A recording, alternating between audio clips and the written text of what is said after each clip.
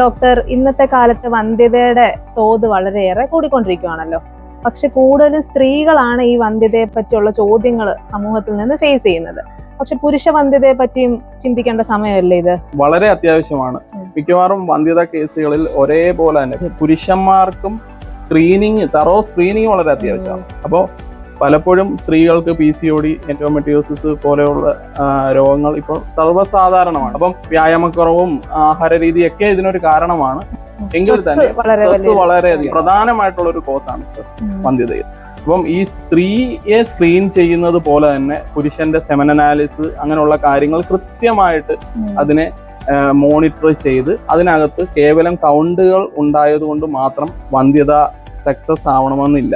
കൗണ്ടുകൾ കൂട്ടുന്നത് മാത്രമല്ല, അതിന്റെ മോട്ടിലിറ്റി എന്ന് പറഞ്ഞ ബീജങ്ങളുടെ ചലനശേഷി കുറവ് വളരെ കോമൺ ആണ്.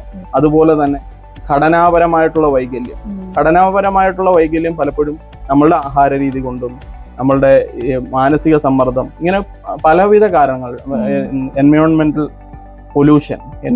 പൊല്യൂഷൻ ഒരു പ്രധാന കാരണമാണ്.